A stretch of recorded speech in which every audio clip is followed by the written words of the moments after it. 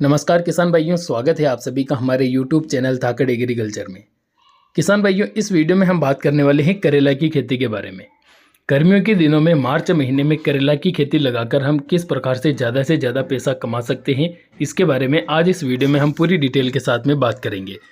किसान भाइयों, वैसे तो हम रबी और खरीफ के सीजन में कई प्रकार की खेती लगाते हैं, लेकिन अगर हम सब्जी वर्गीय फसलें अपनी खेतों में लगाते हैं तो उससे हमें काफ़ी ज़्यादा पैदावार, काफ़ी ज़्यादा पैसा देखने को मिलता है, काफ़ी ज़्यादा कमाई हम कर सकते हैं।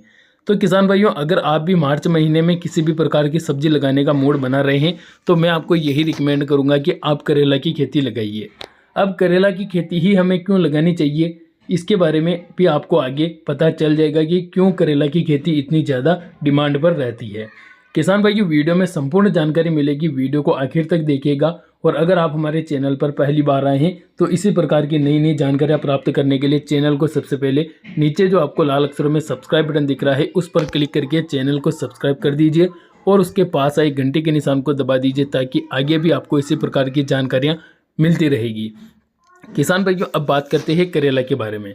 तो सबसे पहले हम बात करते हैं कि हमें मार्च महीने में करेला की खेती ही क्यों करनी चाहिए, इसके अलावा हम दूसरी फसल क्यों नहीं लगा सकते हैं। तो देखिए किसान भाइयों, करेला के लिए मैं इसलिए बोल रहा हूँ क्योंकि करेला एक तो हम सब्जी के रूप में इसका उपयोग करते हैं, लेकिन बहुत सारे अपने भारत में ऐसे लोग हैं जो इसको एक दवाई के रूप में भी यूज करते हैं। इसी के चलते करेला की डिमांड जो है साल के 365 दिन लगातार बनी रहती है। कोई भी ऐसा दिन नहीं आता है जब करेला की डिमांड कम हो जाती है, करेला का भाव कम हो जाता है। पूरे साल भर करेला की डिमांड काफ़ी ज़्यादा बनी रहती है। और किसान भाइयों, इसके अलावा करेला कई प्रकार की बीमारियों को दूर करने में उपयोगी माना जाता है।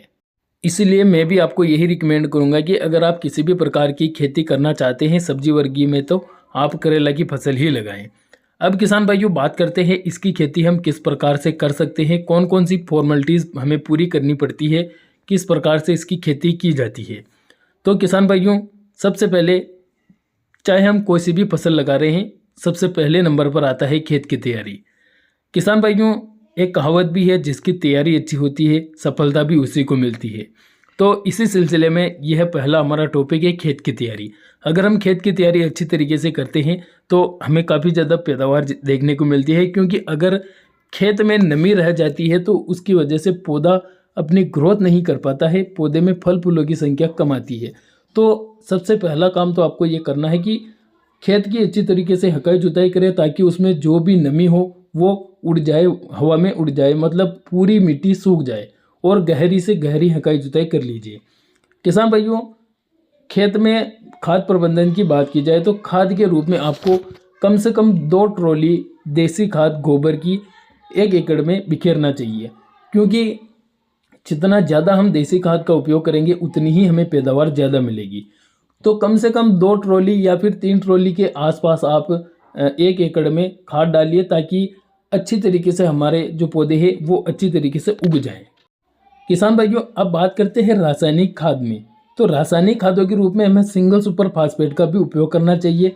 इसके अलावा नाइट्रोजन, फास्फोरस, पोटास, जिंक और सल्फर, इन 5 पोषक तत्वों की पूर्ति हमें बेसल डोज में करना चाहिए, क्योंकि ये नाइट्रोजन, फास्फोरस, पोटास, जिंक और सल्फर सबसे ज़्यादा जरूरी पोषक तत्व पौधे के लिए माने जाते हैं। तो नाइट्रोजन, फास्फोरस, पोटास और जिंक और सल्फर, इन सभी पोषक तत्वों की पूर्ति आप शुरुआत में जरूर करें। अब बात आती है कि इसका हम डायरेक्ट बीज लगाएं या फिर नर्सरी तैयार करके लगाएं। तो देखिए किसान भाइयों, आप दोनों तरीक़ों से इसकी बुआई कर सकते हैं। मैं आपको यही रिकमेंड करूंगा कि अगर आप इसकी अच्छी से अच्छी उपज लेना चाहते हैं तो आप पहले इसकी नर्सरी तैयार करें। मात्र 15 से 17 दिन के अंदर इसकी नर्सरी तैयार हो जाएगी। नर्सरी तैयार करने के लिए आपको 200 से 250 ग्राम की जो छोटी वाली पॉलीथीन आती है वो लाना है और उनमें मिट्टी भरना है। मिट्टी के साथ उनमें देसी गोबर, देसी खाद भी आपको मिला लेना है ताकि पौधे का बीज का जर्मिनेशन सही तरीके से हो सके। और पर थैली में आपको 4 बीज डालना है। तो इस प्रकार से आपको नर्सरी तैयार करना चाहिए। किसान भाइयों, जैसे ही आपकी नर्सरी तैयार होती है उसके बाद में आपको प्लांटेशन कर देना चाहिए। प्लांटेशन करने का सही तरीका आपको याद होना चाहिए। अच्छे से गड्ढा खोद दीजिए आप और उसके अंदर पूरी जो पॉलीथीन आती है उस पॉलीथीन को निकालकर जो मिट्टी सहित पौधे को उस गड्ढे में रख दीजिए। किसान भाइयों, इसके बाद में आता है हमारा अगला पॉइंट कि इसमें कई प्रकार की बीमारियां, कई प्रकार के कीटों का अटैक भी होता है। तो आपको समय समय पर इमिडाक्लोप्रिड जैसे कीटनाशकों का स्प्रे करते रहना चाहिए ताकि किसी प्रकार के रस चूसक कीट हमारी फसल को नुकसान ना पहुंचाए। और जब आप बुआई करते हैं, नर्सरी तैयार करते हैं, तो उससे पहले जो भी आप बीज लाते हैं उस बीज को किसी भी कीटनाशक या फिर फंगिसाइड में उपचारित कर लेना चाहिए। अब किसान भाइयों, बात आती है कि जब हम इसका प्लांटेशन करें तो पौधे से पौधे की दूरी कितनी रखें। तो किसान भाइयों, यह सबसे बड़ा टॉपिक होता है। अगर आप ज़्यादा पास पास में पौधे लगा देते हैं तो उससे पैदावार में काफ़ी ज़्यादा घटोतरी होती है। तो पौधे से पौधे की दूरी जो रहती है वो 2 से 3 फीट आपको रखना चाहिए, क्योंकि करेला का पौधा एक बेल वर्गीय फसल है, तो इसकी बेल चारों तरफ फैलेगी, तो इसके चारों ओर 2 से 3 फीट जगह होनी चाहिए। और किसान भाइयों, जब आप करेले की फसल लगाते हैं, करेले की फसल जैसे ही 15-20 दिन की होती है, तो उसके बाद में उसके आसपास जो है आप किसी भी प्रकार से बांस के लकड़ी गाड़ दे, ताकि जो बेल हो वो उस लकड़ी पर चढ़ जाए और आपकी जो उपज हो उसमें बढ़ोतरी हो। तो इस प्रकार से आप जो है आसपास बांस के जो लकड़ियां हैं उनको गाड़ कर बेल को उस पर चढ़ा दीजिए।